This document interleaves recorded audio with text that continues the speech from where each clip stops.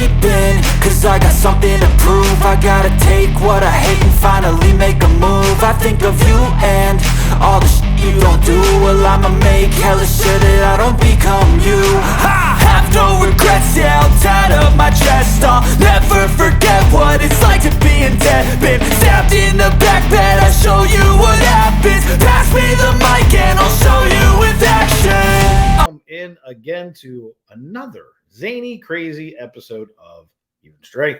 I am joined, as always, by the Natural. How are you this week? I am excellent, doing really, really well. Can't wait to get in and talk about all the wonderful things and surprising things that have taken place over the last couple of days. How are you doing? Other than the fact that I wore a blue shirt with a blue screen and I'm a floating head, I'm pretty good. Which I probably should have realized when I went to a blue screen. The Rangers and Giants are both blue, so this was what we would call in the industry a bonehead move. So green screen will be coming next week so that I don't have to be like the great and powerful Oz and just kind of sit here floating. The magic of streaming. Yeah, you gotta love it. But other than that, I mean, there were some huge surprises, obviously, in the last 24 hours, which we'll jump into. But I mean, it's been another wild week in, free agency acquisitions and with, teams making huge moves. And then other teams that are sitting there going,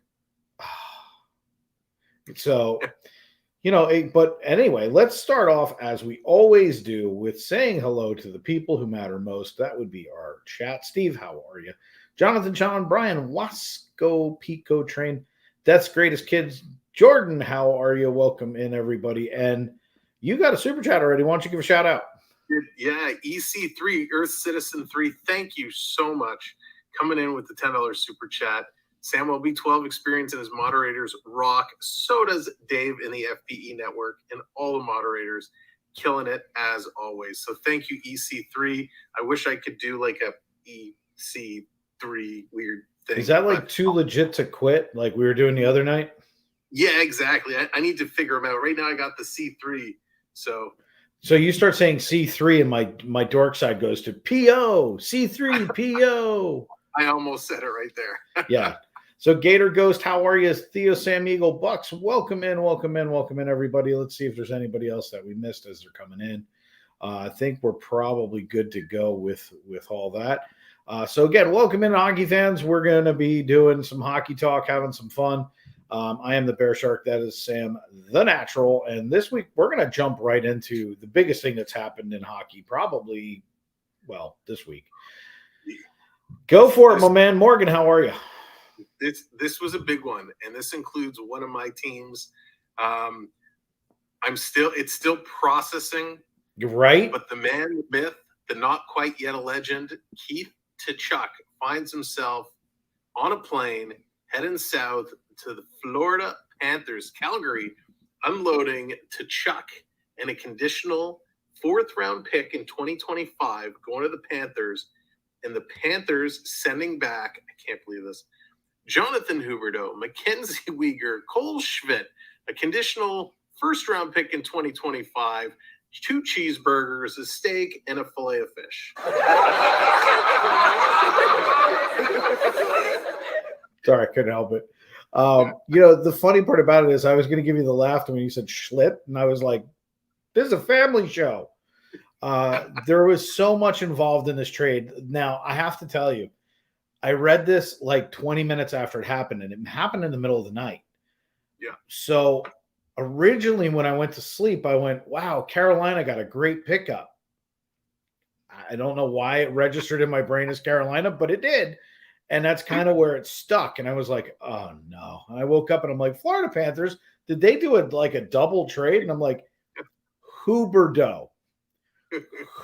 I'm like, Panthers. So sometimes it takes me a little longer than most. So I woke up. I didn't see it last night. I went to bed like right before it happened. And I woke up and I had an email from one of our favorite statisticians. And he said, holy cow, I told you there was going to be a blockbuster. And I read it. I rubbed my eyes and I ran downstairs, quickly recorded my thing and posted it up so I could kind of break the news on our channel. It was absolutely wicked, this trade. Just wicked. So what's even funnier about it is, like, I was kind of the same thing. Bernie, had said something, and I'm trying to like wrap my head around this. And I went, so Huberdeau's going out there. I was like, you took a guy who was pretty much going to be MVP. You pass him out to the West. You do this. You do. I had a hard time processing it in the beginning, and then I was like, you know what? This is a really good move for Florida. This is something that's going to give them. We were talking about that grit, because the other thing that I don't think registered last night when I saw this was Giroux's gone. Yeah. Okay. So and I'm like, this is a great pickup. Now, what's even funnier is being a Ranger fan, which that's just funny in and of itself sometimes, watching the what if board, like, hey, how could we make this happen? We would have basically had to, I think, give them Gretzky, and we don't even have him anymore.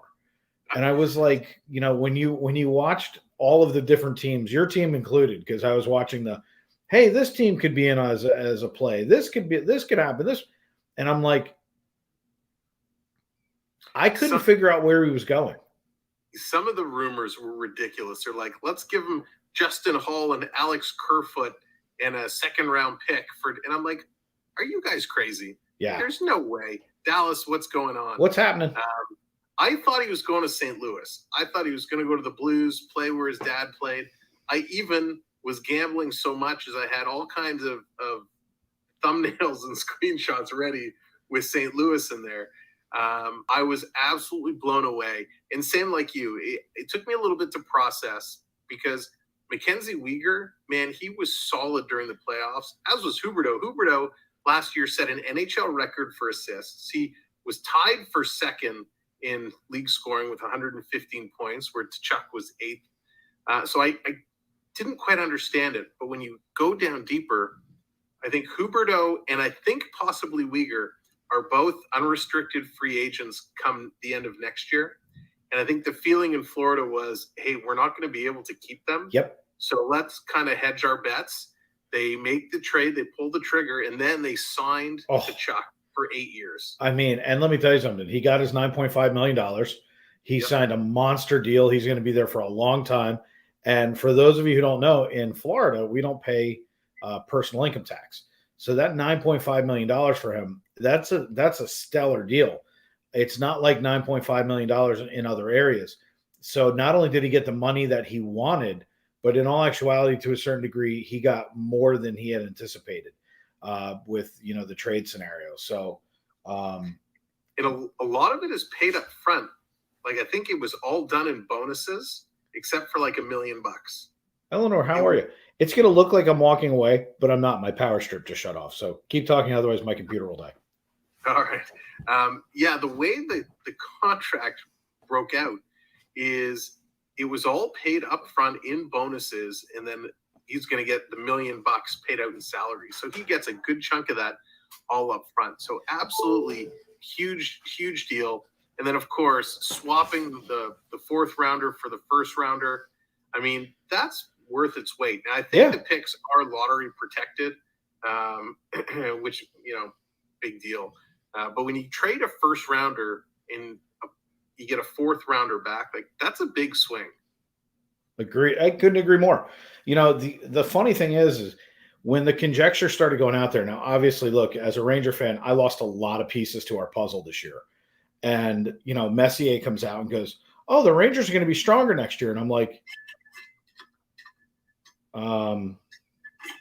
okay, not sure how you see that, but all right. And I'm going, well, what could we move that makes us, a better team? And it's like, when you hear who we have, we have 6 people who are, that are 5 that have no move clause at all. But you're talking about Trouba, you're talking about Panarin. Now, if I could have swapped Panarin for Tkachuk, I think I would have done it. We'd have saved $2.5 million in salary, and younger player, a little bit more grit, fits the style a little bit. But you start listening to that, and then the other place I honestly thought was on the radar was to play with his brother. That would have been kind of fun to watch. Plus, we were talking about how Ottawa's made a lot of those moves here lately. That would have been a big pickup. That would have been insane if he would have, because they have money, I believe, to spend. They had the money. That would have been amazing. I don't know if you're Ottawa, if you had the components to give up. And when you look at it, and I'm sure there were a lot of offers out there, but I don't care. I can't see any other team is willing to trade a guy in the top 3 in NHL scoring. Like you just hit the nail on the head there. You got back Huberdeau. This isn't a small signing. So if you're Huberdeau, you're going to have to ask yourself 2 questions. Number one, am I where I want to be? And do I want to sign a long-term deal here, or am I a rental? And what I find very interesting is immediately Tkachuk signed an 8-year deal. Huberdeau didn't.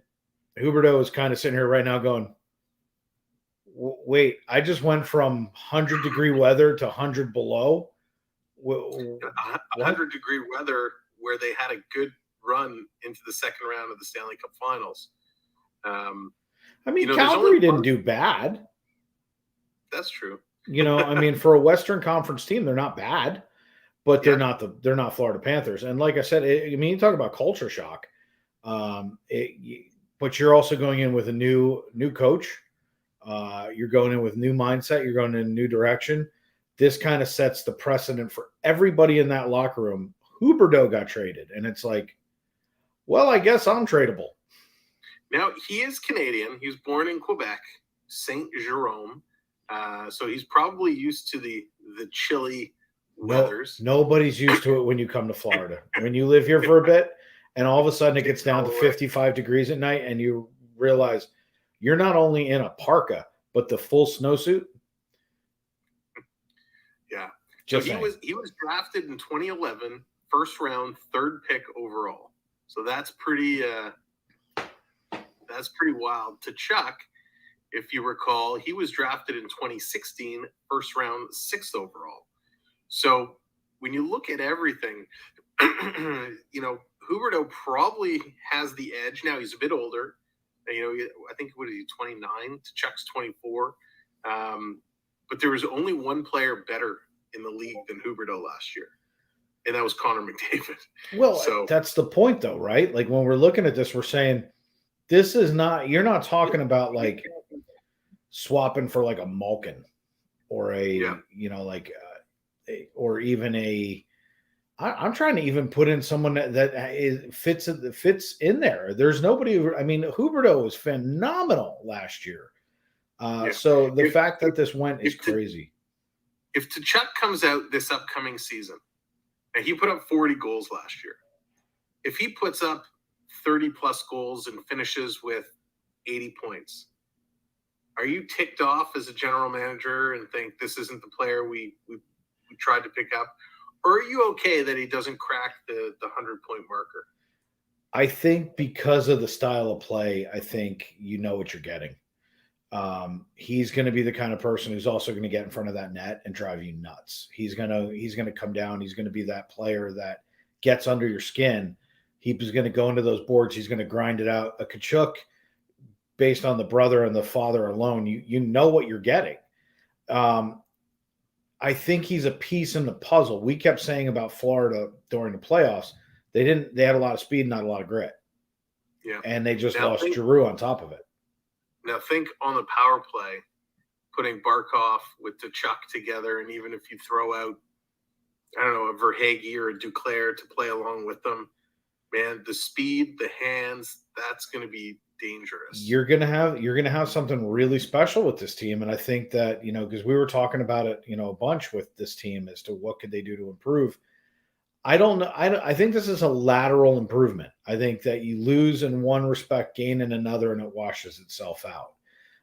You've got to have in this league. You can't have the enforcer per se because let's look at pillow hands.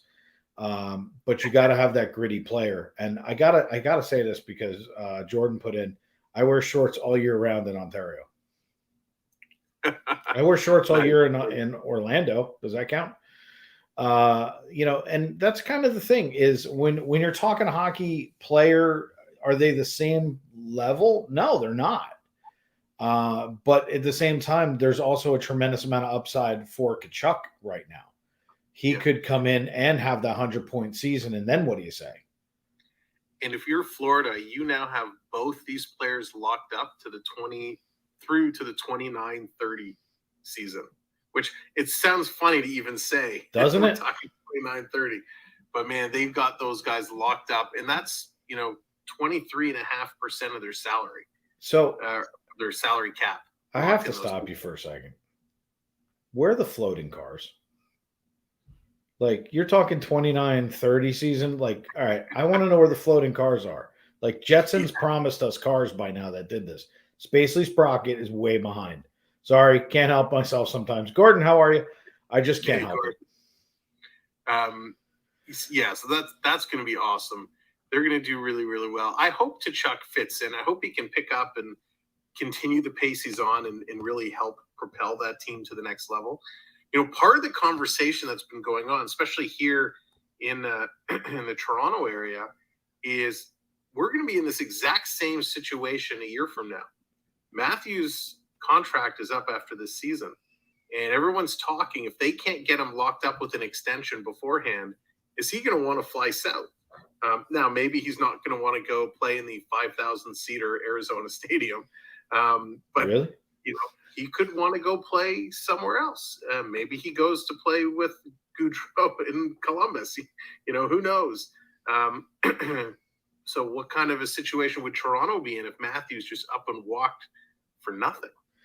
Well, you're not going to let a player like that go for nothing. So if you can't get contracts going, or by trade deadline you don't feel like you're in the right spot, like that wink wink nudge nudge Bob's your uncle kind of, we're going to get a deal done, he's going to wind up flying, and you're going to wind up sending him off to pick something up for him, because why wouldn't you? So you just never know. Like, I mean, it's funny, we're not even through free agency, and you and I are already sitting here talking about trade deadline, but that's half the fun of what we do. There's so much involved in a salary cap era that you just don't know.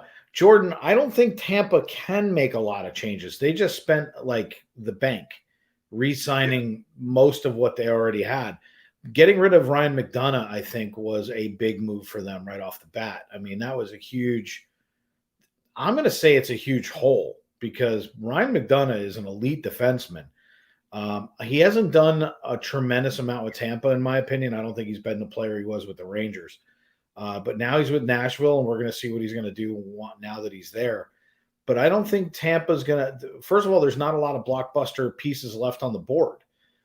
So it's, unless there's a need for one team to swap with Tampa, correct me if I'm wrong, Sam, but they locked up 5 or 6 people for long-term deals.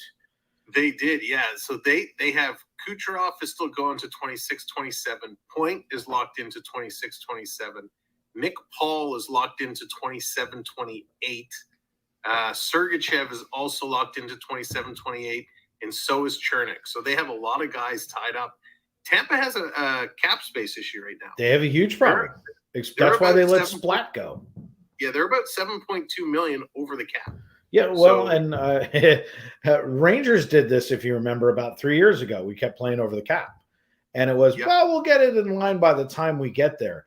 Do you want to know what happens? You wasted a lot of money. You wind up losing a player that you just can't hold on to because, of things like that. And Tampa's going to have a rebuilding issue coming up, starting probably in about a year and a half, 2 years.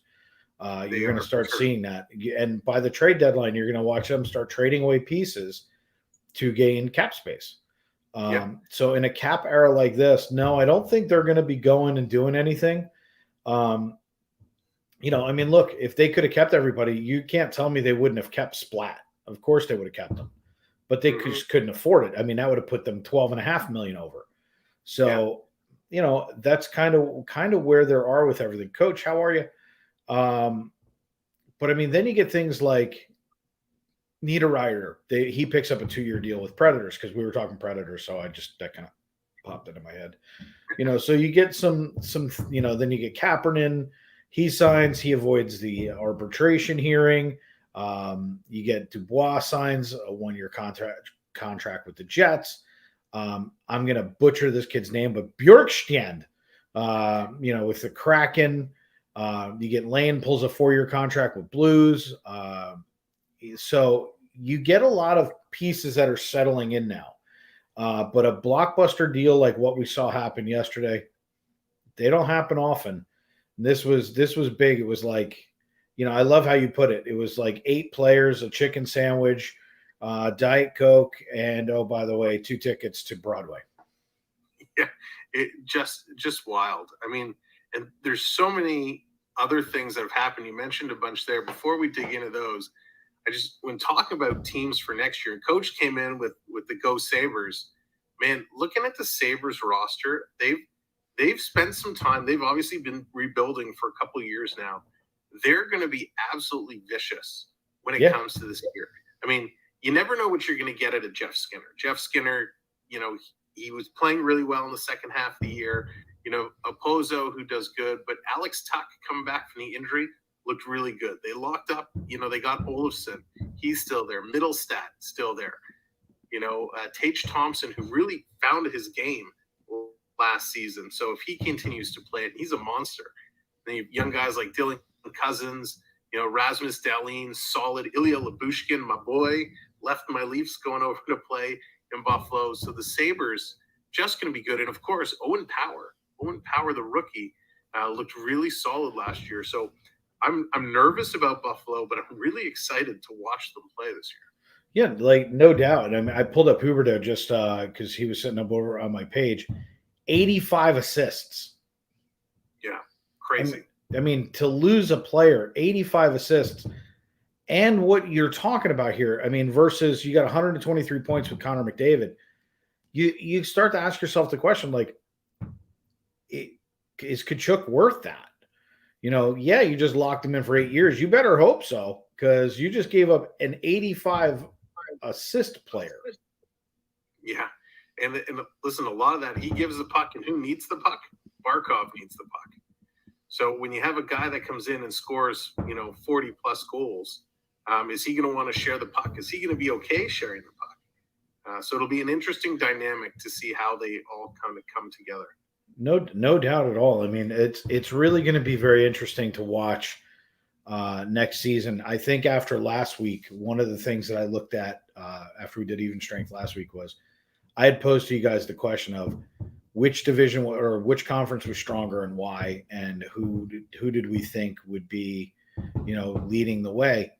The Eastern Conference, without a doubt, there is just no doubt in my mind at this point, is dominant. It is dominant. There's so much blood in the water from about the Mississippi over. It is not even funny. What you're going to see this year, I actually went back and I was watching something that you had said, which was it would not surprise you to see multiple teams finishing at the 100-point. Morgan, have a good night. 100 points or more at the tops of the division, and I couldn't agree with you more. Kadani, how are you? I just can't see it not being the case. If you could name for me 3 teams, because obviously Boston, Devils, and in my opinion, the Islanders made some huge regressions. But other than that, if there's another team that's on the Eastern side that's a bad team, I'm having a hard time finding them. Yeah, it is going to be so wild this year. I can't wait till it starts, because we're going to see that. A lot of teams made huge changes. They're going to move up. Like Detroit Red Wings, man, bottom of the conference, huge changes. They're going to be up there. Montreal. And again, I can say this because I'm a Toronto guy. First team in NHL history to finish in 32nd spot. I can tell you they're not going to be anywhere near 32nd spot this upcoming year. Hey, speaking of which, we're going to see within the first couple weeks how, yes, Boston's going to be down there. Philly's going to be down there. But it's going to be a battle. So let me say this. What's up, Cloud9 Getaways? Thank you, as always, for being one of FPN sponsors. Thank you. Surfbomb, welcome in. Who finishes in 32nd place this year? Who's the worst team in hockey? Arizona. You didn't even think about it. We're supposed to do a delay so that this way the chat can jump in. It was like, who's the worst team in hockey? Arizona. I would give them 35th or 40th if I could. I put the officials above them. Gary Bettman above them, a director of player safety above them. That's fantastic. Yeah, I mean, I guess I agree with that. I don't know. It was kind of a toss-up for me. I got to be honest. I'm throwing 3 teams into the mix as really bottom-feeding teams at the moment. One has to be the Tumbleweeds. Yeah. The other one is Golden Knights look like they've actually digressed on paper. They look bad. There was an interesting story I saw the other day about the Golden Knights that they treat their players really, really, really bad. Yeah. That's a reason why nobody wants to go there. Well, and that's obviously we don't know what goes on behind the scenes, but it's very interesting. I read the same article and it was like, why were they so good and why are they so bad? So they seem like a cold team right now. And the other one happens to be the other expansion team, which is Seattle. So I have 3 teams right now that I'm not real big on. But then when I look at the Eastern Conference and you look at the Islanders, you can't tell me that the Islanders are better than they were 2 years ago. They're not. All Lou Lamoriello did was get rid of the best, winningest coach in the league who made him sit back and go, yeah, I'm done with hockey for a year. Use his protege to save money and then made bad choices. Like, I don't get it. I'm clueless on this one. So I don't know. Islanders just look worse. They're going to be there. I think Seattle will do okay. I think they'll, they got that 1 year under their belt. They made some moves. Hey, they have a young kid who has a chip on his shoulder that wants to prove himself. So let's see what they can do. I think they're not going to, be a playoff contender or a wild card team. They'll definitely move up. You think they're over 500? I don't. Nah, I think they're a 350 team at best. Like, I just don't see them. Now, here's the upside. They're playing in a very easy conference. The Western Conference is way easier. Anytime that and this is the way I'm kind of judging this right now. If you're a West Coast Conference team and you come to the East Coast, or we come to you, can you beat us? And when I look at the Eastern Conference, there are very few teams that are not going to make their mark this year. Even the crappy teams in the Eastern, I think, are still better than some of the mid-level teams in the Western. Yeah, I can't disagree with that. I mean, outside of the Flyers, they're just going to be hard to play against. Because you look, the Avs are going to be good. The Wild's going to be good. The Blues are going to be good. Predators, they're going to be good. Jets, they're kind of falling down a bit. Chicago might end up being decent. I don't know about that one. The middle of the road. Arizona's not going to be good. Calgary will be okay. They're not going to be top of the division where they were. Oilers will be all right. Kings and Golden Knights, I think, will fall down. Vancouver might move up a little bit. But, yeah, Sharks, Ducks, and Kraken, you're right. When you look at these teams, not too many of them scare me. And Vancouver, by the way, still cannot – they still think that they have that JT Miller is actually a golden goose that lays golden eggs. They cannot get off the fence with this kid. So, look, I watched when the Rangers did this about 7 years ago, when we started this whole thing with Ryan Callahan trade, when we were doing this with Matt Zuccarello, your locker room gets screwed up. When you think, is he going to be here? Isn't he going to be here? Is it, it messes with the guy's head. It messes with the locker room. Is he here? Lock him up. If he's not here, get rid of him. We want the next guy in. I think you're going to see Vancouver fall a little bit because of it. I don't think they're as good because of that. Even if they trade, they're looking for a play now player, but the rest of the team isn't play now. So shouldn't they be looking for a high-end prospect and a number one, potentially a number two to go with it, or 2 prospects and a number one? I think that's about the right asking price for JT Miller. If you need something on defense or something along those lines to replace him or to bring someone in, you get a ready now player and you drop one of those prospects. But much more than that, he's not worth it. Plus, it's the last year of his contract, so good luck re-signing him too, because he's going to be asking for the freaking moon. Yeah, he's on a good deal right now, but that's not going to be the case afterwards. So it's like You're really willing to give, like a year and a half ago when we were talking about this, that being the Rangers, it was a good deal for us. Right now, to give up a prospect, a number one, and a ready guy, I'm not there. Yeah. And when you talk about signings, so here, let's go over real quick. Shoot it. Here are some of the signings that have come in. You mentioned a couple of these already. Nino Niederreiter, he kind of signs 2 years, $8 million. He signs with Nashville. Nashville just continuing to go out and bolster their lineup. They're making some good moves, and they're going to be solid. So do you think behind the scenes, because we all know for a fact that Trotz is going there, okay, like at some point, Trotz is going to take over as whether it's an advisory position or he may be an advisor now, we just don't know. Do you think that he's behind the scenes kind of quietly going, psst, get McDonough, hey, grab Niederreiter? Like, do you think I'm wrong here? I mean, the guy bought a $1.3 million house and said his family's the most important thing to him, and he's not going anywhere for years to come. Plus, they're under new ownership who's not I'm not saying he's not a hockey guy, but he's not a hockey guy. Yeah, it wouldn't surprise me if he's taking a walk through. Hey, I like what you did with the office. Nice couch, nice chair. Sign Niederreiter. Okay, like this guy, like that guy. You know, wouldn't surprise me if he was trying to give some influence. But I think the team also getting swept last year. Now, they got swept by the Stanley Cup champions. But getting swept in the first round, that stings.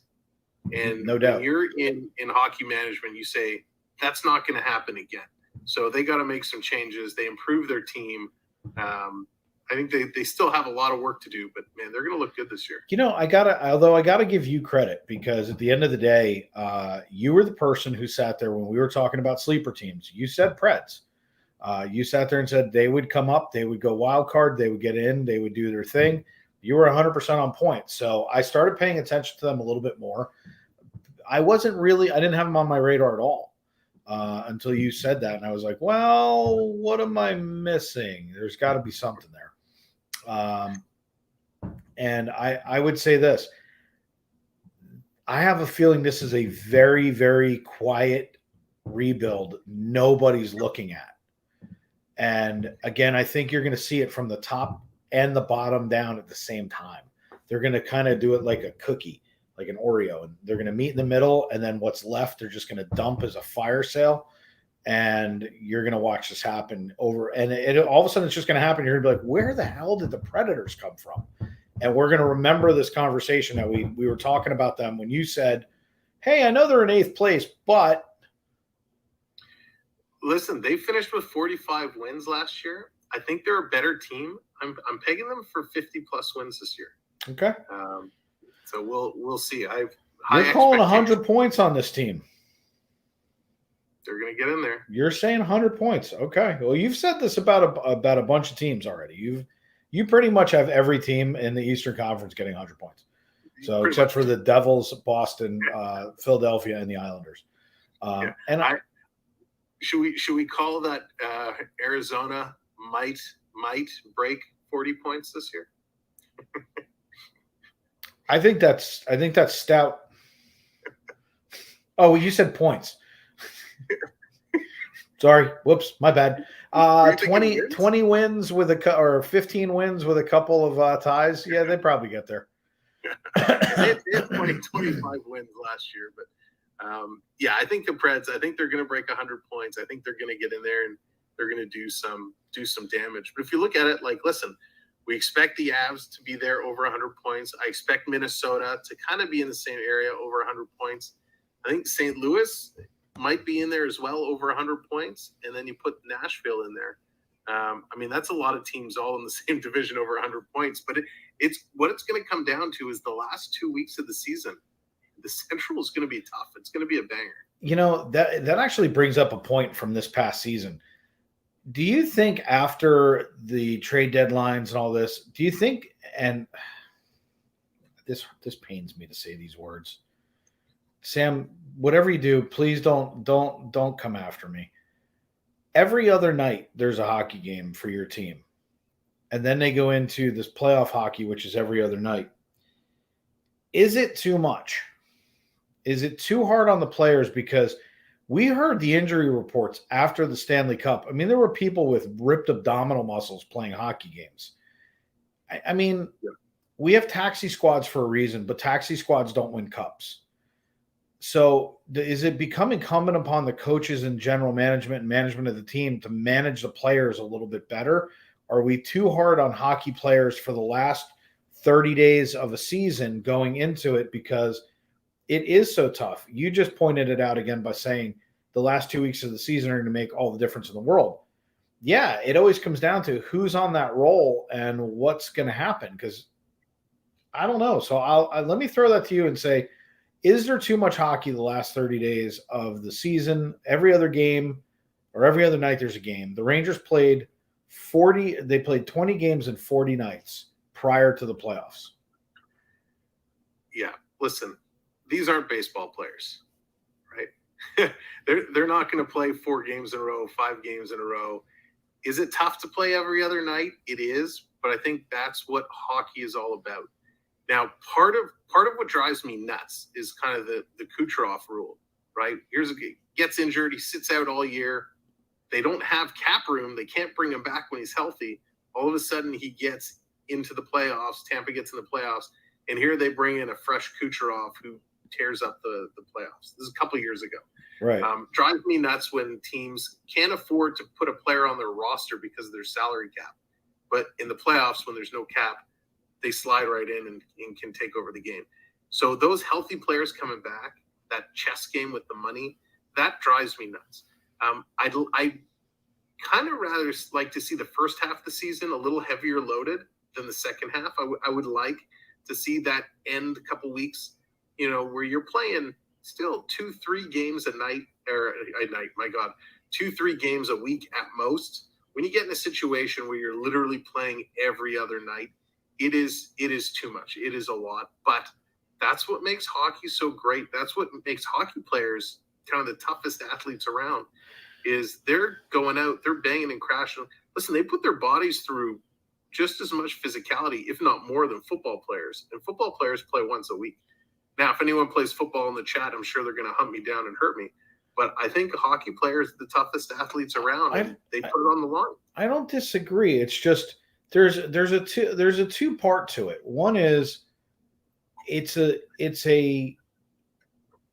long run, not a sprint. Okay, we're talking 80-plus games just to get there. And it seems like, and I'm going to use the Rangers schedule just because I watch Rangers hockey. But there were times where we didn't play games for 4 or 5 days. There were these huge gaps. And it was like, well, wait a second. What would that be like to add in? We did it 2 or 3 times during the course of the season. If you take out 3 games during that stretch of 20 games and 40, it's still 17 and 40. But you might get it where once a week there's a 3-day split 2 or 3 times. Yeah. That might make a difference. It would make a huge difference. The other thing that would make a big difference is if they fix the playoff format. Get rid of this new format they've done the last couple of years. Go back to 1 plays 8, 2 plays 7, and you're playing the conference, because then you're getting the best teams playing the teams that just got in. You're not getting the best hockey, but the best hockey is happening in rounds 3 and 4. Yeah, as it should be. You can't have your series, your matchup of the playoffs taking place in the first and second round. That drives me nuts. I agree with you completely, because there was you and I were covering so many different games in the first week of the playoffs that, you and I literally would sit there, we'd watch our game, and then we would be talking about specifically the Calgary. Was it Calgary Stars or was it Minnesota? I think it was. It was somebody. Because Minnesota was playing the Oilers. There were 2 great series going on, but you and I were sitting there going, this is some of the best hockey we've ever seen. And it was so fast, and the goals were scored. It was so much fun to watch. And that's the thing is like, you even look at the Rangers Penguins. It was a great series. You look at your first matchup. Your first round was fantastic. It was a lot of fun to watch. So there was a lot of great hockey being played. But I think, look, I guess the question isn't should there be less hockey. It should be should there be better player management. Is that the job of the coach and the GM to make sure that your guy, like you're going to go play the Coyotes? Is it fair that you could literally sit half your team that night? And by the way, who cares if you lose? Like, I mean, you shouldn't lose, but or tie or something. Like, are there acceptable losses in the game when you're going in anyway? So I don't think the way these teams stack up, I don't think you can justify as a management say, hey, we're going to take tonight off, because you may sleep on all your games against Arizona, and that could cost you home ice advantage. Exactly right. So I don't think it's worth taking those risks. But yes, minute management is huge. Listen, we saw in basketball when Kawhi Leonard came to Toronto, they were managing his minutes. He had certain nights off. They do that to make sure the body can perform how it needs to perform. Now, I don't need Austin Matthews to go out there and play, 35, 40 minutes every single night for 82 games. Hey, if he ends up with a 20-minute night, that's okay. Agreed. If they want to adjust their lineups, maybe they take one of their stars and they drop him down to the third line and mix it up so he doesn't get as much ice time. I think that absolutely would go a long way. But the first team that does that is going to get scolded. Why are they putting their star players on a lower line? Why are they only playing them 15 minutes instead of, the usual number? Now with forwards, it's a lot easier. With defense, they play such a key role, and the defensemen are usually the ones that rack up all those long minutes. Mm-hmm. And they're also the ones who are throwing a lot of the hits.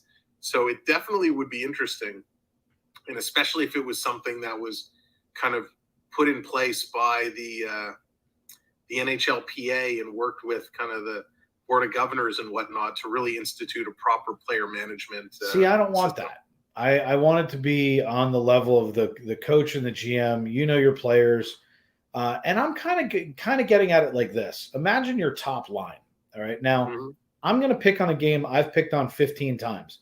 The night Vasilevsky got hung out to dry when it was like, what did they score? 15 goals on him, and I kept saying, you don't have to leave him in there. You can pull him. And why was that guy still in there? There's a confidence factor. There's a he could get hurt factor. You're not winning that game. It was like 8-1 or 8-2. It was stupid. But you get to the same place where the other is also true. Does your first line need to be out there playing first line minutes? Why can't you take the whole line and demote that line? Not just the player, but all three of them. Take all three of them, give them second and give them third and fourth line minutes. Let your fourth line be, your second line. Let your third line be your first line, and let them play a little bit more, even it out a little bit. Let the other guys sit, less chance of injury. Let them recoup a little bit. I think prior to the playoffs, I think something that, needs to be looked at, at least if I was a coach, if you've got a guy who's played excessive amount, can you take one guy out of a lineup per game and bring in one of the taxi squad guys? This, so you're going to elevate somebody who you want to see play a little bit more minutes anyway, a third line guy to a second line, or a fourth to a second. Let him play a little bit extra. Put that other guy back there. And, look, everybody knows in the locker room, it's not like a secret. The guy's in there. You're going to play a little harder with him. You're going to make sure he doesn't get trapped. But you also, it's good for rookie development. And I think rookie development is underrated when a team is which is more important, the President's Cup or knowing what you have in someone you want to sign to a long-term deal the next year, seeing how they can play for 2 or 3 games towards the end of the season when the pressure's on. I don't think the President's Cup is that important because very rarely does the person who wins the President's Cup win. Yeah, and I don't think a team goes out and says, hey, we're 10 points back from taking the President's Cup. Let's go full tilt. I'd rather save that energy until it gets into the playoffs. If it happens, it happens. I'd rather see what I have on my team and see where they're going and how they're doing. That's kind of my point. It's like if you could bring up some of those prospects that you think are NHL ready, Well, if they're NHL ready, shouldn't we get a look? Just let's go already. Let's give this kid a go. The worst thing that happens is he plays fourth line minutes, doesn't do much, and you don't see him again until training camp. Okay, it's not the end of the world, but what is beneficial that night is your guy playing 18 to 28 minutes got a night off. He got to sit in a hot tub. He got to do medical training. He got to take whatever and just chill out. And I think that that's super important because I'm still going back through and seeing some of what the injuries were. And I mean, you're talking about guys who had to have trainers help them get their skates on.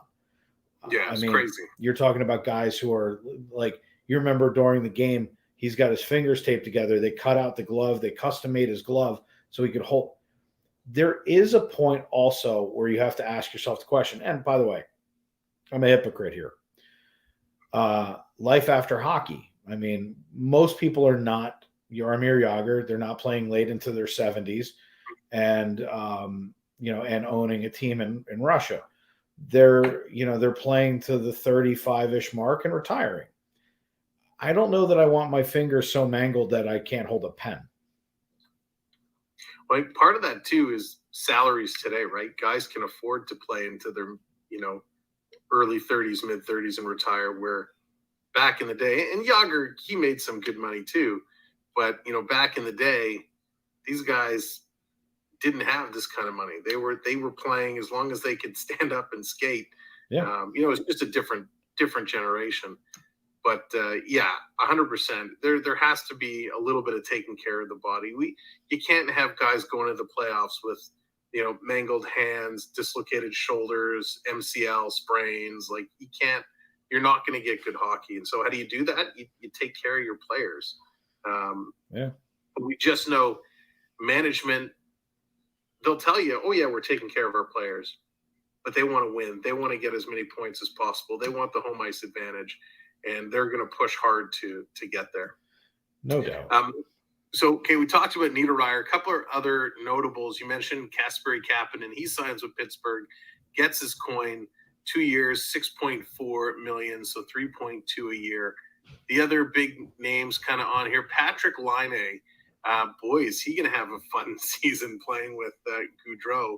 Laine, he signs 4 years, $34.8 million. So 8.7 a season. Huge shell out for Laine, who, when him and Matthews kind of got drafted 1-2, there was the big debate, right? Same debate kind of as with Wright and Slavoski. Is Laine going to be the better player than Matthews? And Matthews obviously has dominated. Laine kind of fallen away. So it'll be interesting to see what he can do with Gaudreau over in Columbus this year. Earth Citizen, have a great night. CAEC 3. I love the comment. But yeah, and I mean, that's the other side of it is I've said this, I've always said this, but on this show, I've said it numerous times. I'm on record saying a lot of players will have a breakout season because of the partner next to them.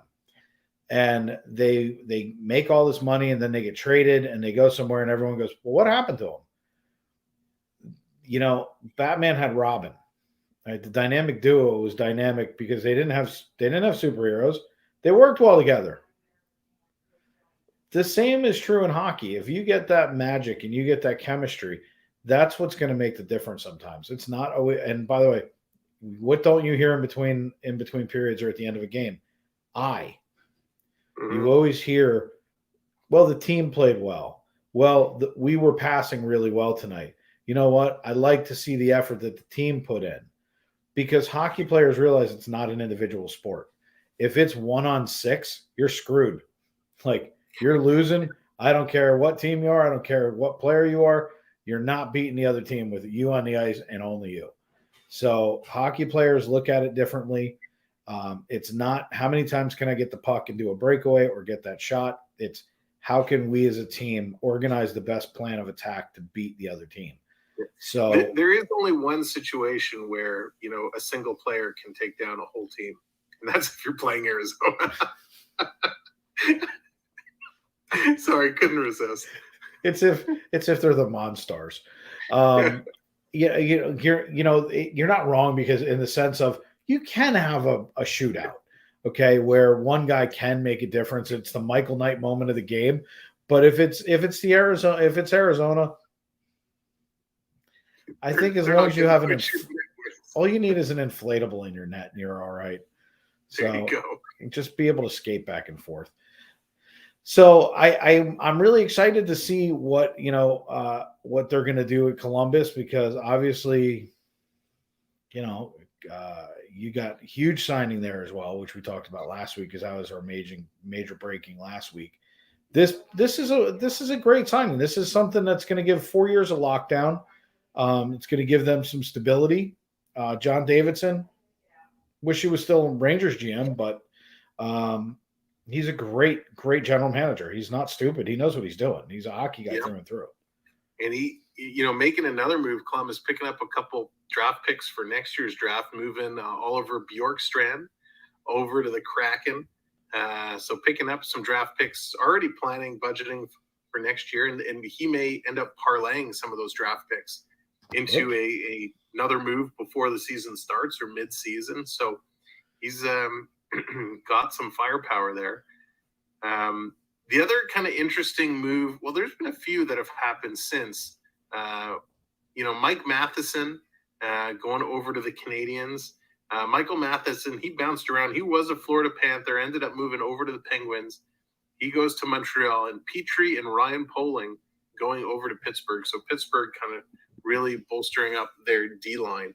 So lots of moves all the way around. We're still going to see a few more. 2 huge free agents have yet to sign. That is John Klingberg in Dallas and Nazem Kadri from Colorado. And I think both Dallas is trying to hold on to Klingberg, and Colorado, from what I'm hearing, is having hefty conversations with Kadri. I'm not surprised both haven't signed yet, but if it goes another week and they haven't signed, I will be very shocked. So that's the one thing that I was really reading about this week, and I'm trying to find the article that I was looking at. And it says, obviously I'm not going to be able to find it, so I'm not going to worry about it. But it was one of those things like, should Kadri be worried that, he's not signed and that, he's hanging out there? I got to be honest with you. I think it is a concern. We've been talking all night about salary cap, teams that can sign, teams that can't. It starts to go better for management than it does for the player, because management's got the upper hand right now. They're like, well, nobody else wants you, son. I guess you want to come back here. What are you willing to take? And I think it matters. Not only that, but teams, right when the trade deadline happened, teams want to make moves. And if you're not going to sign, eventually someone says, sorry, I can't wait for you. I got to go look and do something else. So he may have lost the boat on some offers. Offers might be changing. So it's interesting to see how it's going to play out. Well, and it's funny because, look, anytime that you're a hockey fan, like you and I can't sit there and say we don't care about, a particular team. We both have our teams if you look down below. Obviously, I have missing pieces. You have missing pieces. There is no perfect team. So when you have 2 people like that are hanging out there, obviously we're both sitting there going, so how do we get them? Like, and it's like Kadri's not, that would be a great addition to any team. So can you pick up a bridge deal? Can you pick up a short-term deal? Can you have a little fun with this and move some salary cap space around? What can you do? And if you're a GM in an office, you're sitting there going, you know what? I can play with 2 prospects. Let's dump those 2 clowns and let's bring in a Kadri. And, I don't know. I'm surprised to see him still sitting out there. He's either that unreasonable or people are genuinely concerned about his suspendability. Yeah. And Gordon, you make a good point there. One good year. Now, he's always had potential. Yes. He finally breaks out and has that good year. And you're right. Maybe people are saying, is he going to continue on that pace, or is he going to fall back to the Kadri from years past where he's a fraction of that talent. If you take him out of the environment he was in with Colorado and put him with different players, can he excel, or is his success based upon how he played with his line mates? Well, and that's kind of what I was saying leading into the segment was, Batman and Robin. I mean, if he winds up leaving that environment, is he still the same player? So you do have to ask that. Is he asking for too much just because he was on a cup-winning team? And I guess that's what I'm getting at, and I probably missed the boat by about that much. Is he actually worth the money? He's asking for probably a boatload. He's, as you said, he's had potential everywhere he's played. He showed a little bit this year, but there's also a suspendability issue. I mean, let's be honest. Everybody questioned the hit, and it's not the first one. So there is kind of like that risk reward. That's what I'm saying. I think another team's probably, calling his agent going, give you a two-year deal, but it's not for what you think. It's for half. Yeah, and that's a very good point. We see what some of these other players are signing for. Tkachuk signs for 9.5. I don't put Kadri above Tkachuk, so he's I don't put him in the same league. Yeah, so there's not the 9.5 or $10 million that people were talking about. What do you think he's worth? Where did I see Line A coming in at 8.7? Do you put Kadri above Line A? Let me give you a number. I give him a 2-year deal, $6 million a piece. Okay, go prove to me, for a year that you can do it again. All right, and I'll stack a little bonus in there. I'll stack a little bit of some fun capital. But if you want me to re-sign you or extend that contract out, you gotta prove yourself. And then we'll give you that deal. We'll give you another, instead of going into that second year, you almost have it as a clause. And you're not getting a no trade. You're not getting any of that. You're a rental player, but you're a 2-year bridge deal contract. And I think that's what he's worth. $6.5 million. I don't think he's worth more than that. Yeah. And that's still a big raise, right? Like he was making 4.5 the last several years.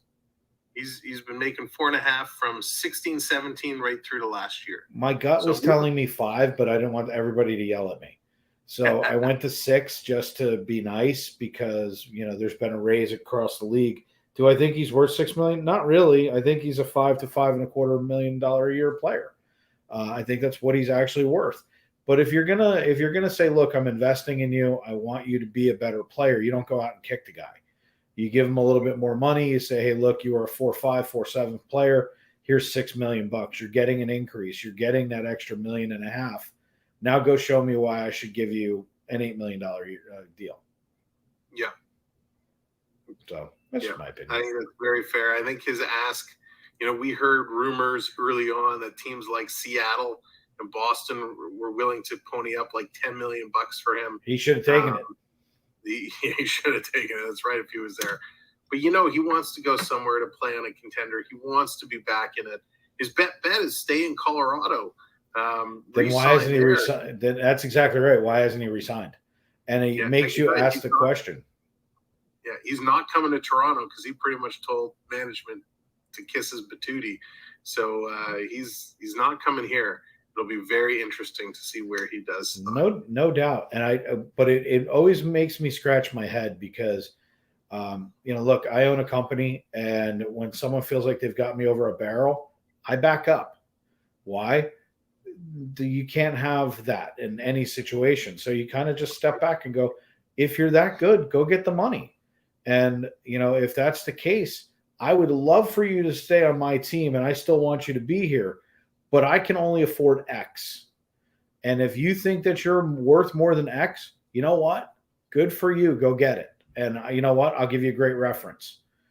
Same thing in hockey. And it's not a negative. It's just the way it's market value. If you feel like you're worth more than what the market value is, and you have the skills to back it up, whatever your sport or business is, good for you. Go get your money. Like, I got no problem with that. But when you go out into the world and find out they're going to pay me the same money, you want to stay with the Avalanche? Now you got to come to me. And I'm going to sit there and say, hey, well, you know what? I'll give you a 2-year bridge deal. You're worth about $5 million to me. Here you go. There's your sign. And all right. So now, after everything is said and done, we get to this point. Who is your biggest winner from today? With all the signings, all the moves, is there one team that stands out the most as this team came away the best with it? Calgary. I'm sorry, but at the end of the day, Huberdeau is a fantastic pickup. You're not even talking about all the other pieces that they got out of this deal. I don't feel like Florida won this.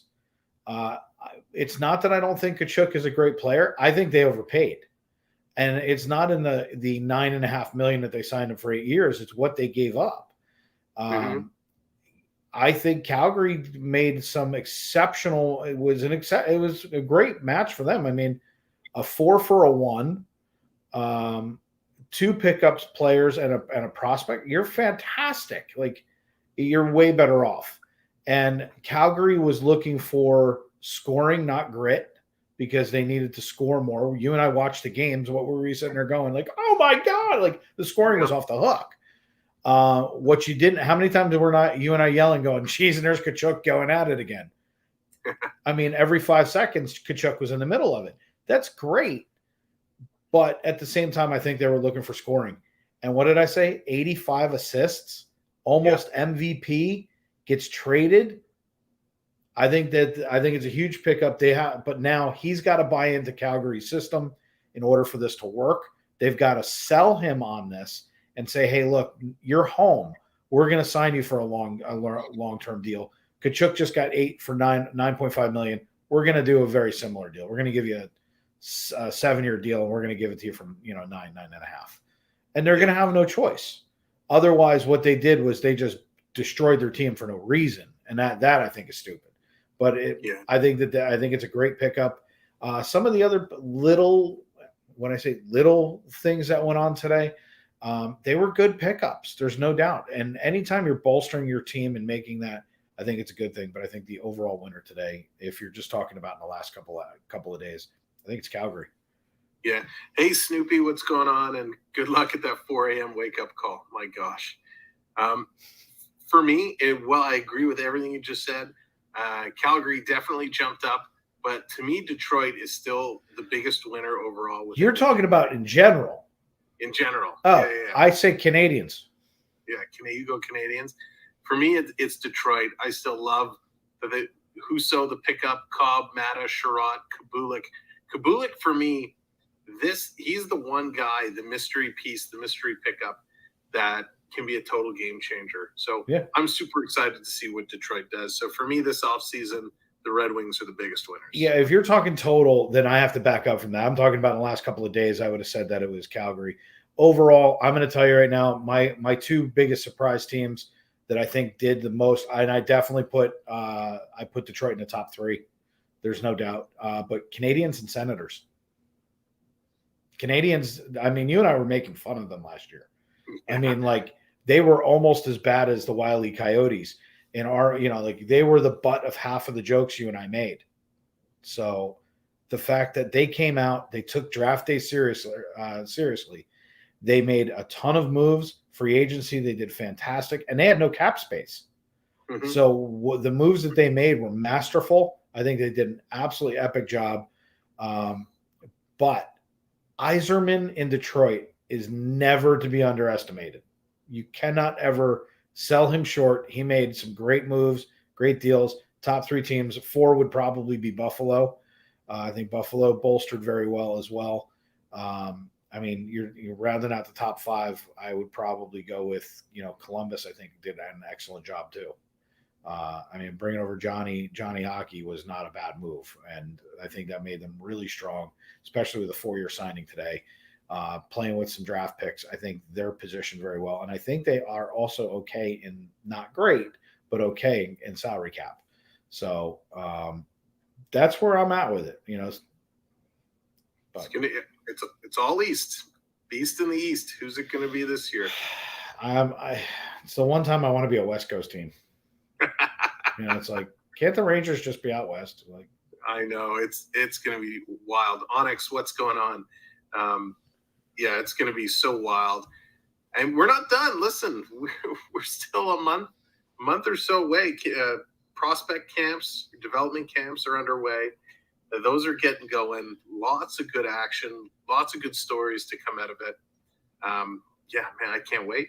It's just picking up. And that's the fun thing is we still have a couple of weeks of just maneuvers, getting ready for minis, and then getting ready for juniors, then Traverse City, then we get into camp. Camp takes us into preseason. Preseason takes us right in. I was really thankful to hear that the league thought of me this year and said, you know what? We're going to go ahead and start preseason on your birthday. And I was like, thank you. Appreciate you, NHL. So for those of you who are watching, we always broadcast on two different channels. We broadcast on the FPE and Sports, which is the FPE network. And we also stream on Sam's channel as well. So make sure that you have liked and subscribed to both. But we're also going to do something a little different. And we want to get chat's opinion. We're both going to run this as I would say like a YouTube poll, just to make sure we're right. Okay, because we don't want to throw everybody off. Sam and I were considering moving Evenstrength to Wednesday nights at 9 o'clock.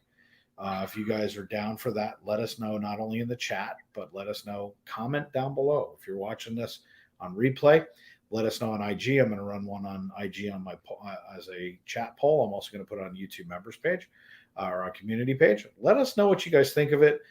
Sam and I want to reach more people. We want to make sure we're not taking up your Saturday nights. Late at night, or if you guys sit there and say, no, I look forward to this every week, we want you guys to stay put.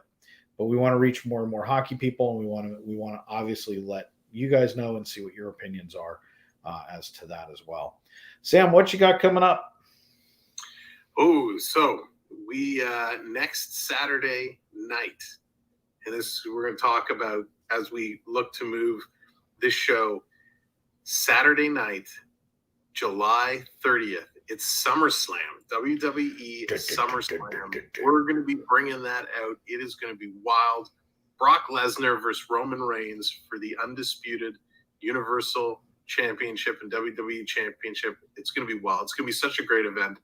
So if you're a wrestling fan, definitely you'll want to come and hang out as we call some wrestling. Some wrestling? So you did a retro show the other day, which was fantastic. Should we look forward to some more retro? Yeah, we're going to look to try and squeeze at least one more in before hockey starts. We're just trying to get the dates ready because once SummerSlam is done, we're going right into juniors in about 2 weeks with the round robin tournament coming up in, I guess, was it August 10th, 11th, in and around there. So we got that going on. We're going to try and get another retro stream going. And yeah, thanks for coming in and hanging out for that. That was so much fun. Thanks for letting me be an idiot.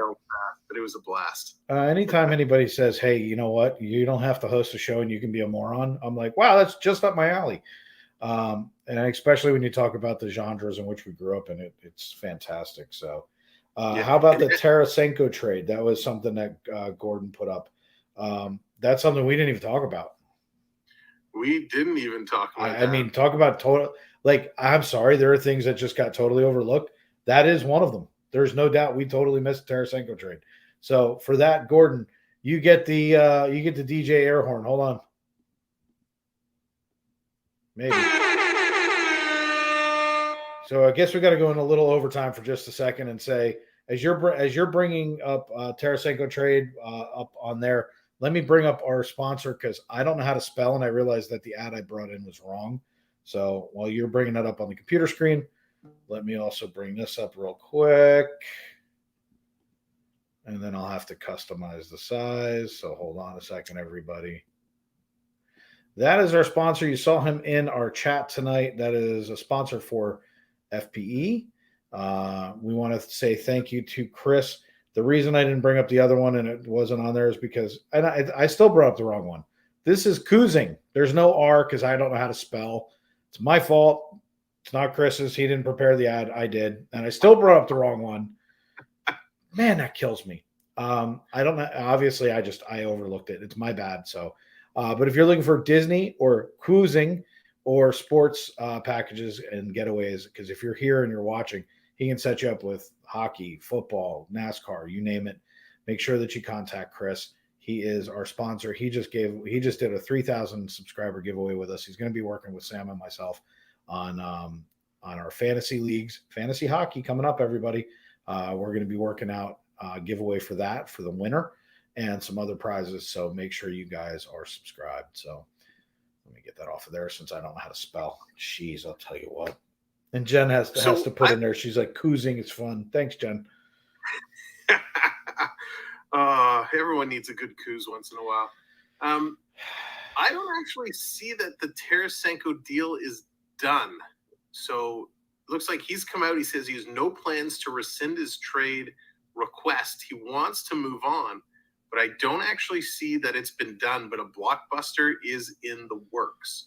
So could this Tkachuk deal set some precedent as to what the asking price is for Tarasenko? Well, it's funny because I remembered reading about Tarasenko. I remembered seeing it. And then all of a sudden I was like, as soon as I looked down and I saw it in the chat, I went, "Oh, did that get done?" And I'm like, "Oops. Yeah, good hockey guys we are. Whoopee."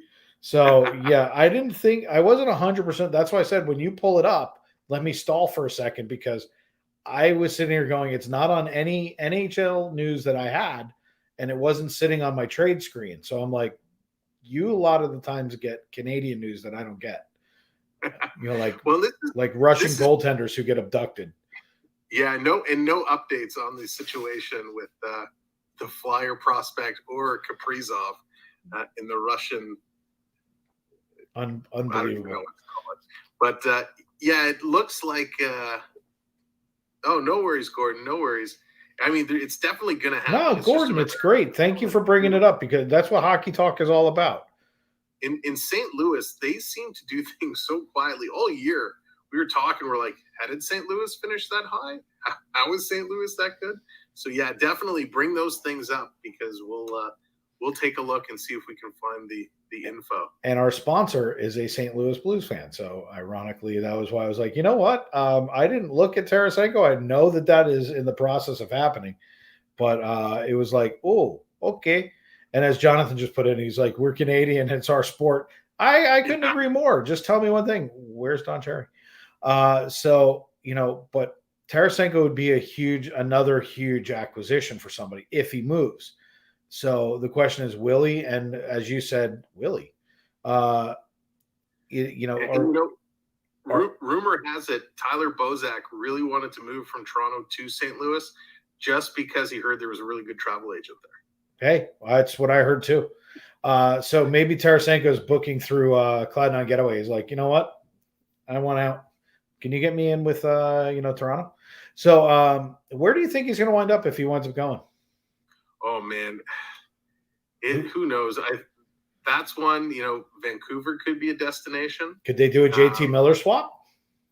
Potentially. I mean, the skill levels are there on both sides. I think Tarasenko, he hasn't had the greatest of years as of late.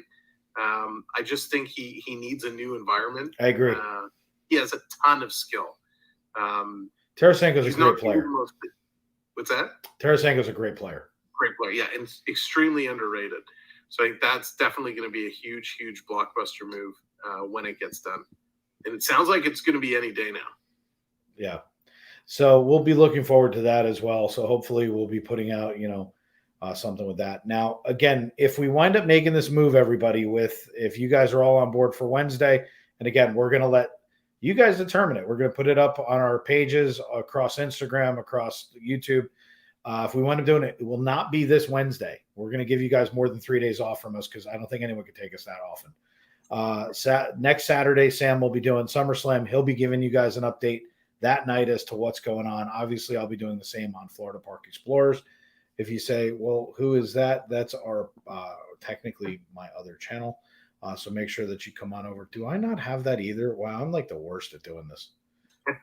An FD Truckee Kubulik signing, that is going to put a fire. That was the steal of the moves, in my opinion. Kubulik, huge signing. Hey, I finally found that picture. It's right here. Boom! It has to cover the whole screen. So if you want to check us out, we're in the parks, in the Disney parks, like 4, 5, 6 days a week.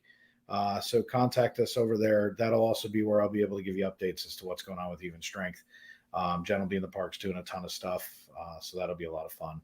And then obviously, we'll kind of go from there. So it'll be about a week and a half until we're back on doing Evenstrength. And then we're going to be talking about World Juniors teeing up. We're going to be talking about Traverse City getting ready. We're also going to be discussing, and get ready for this, everybody, because we want to make sure that you're prepared. Favorite, and don't do it now. Don't do it now. Don't do it. Favorite hockey movie, and favorite hockey movie quotes or scenes.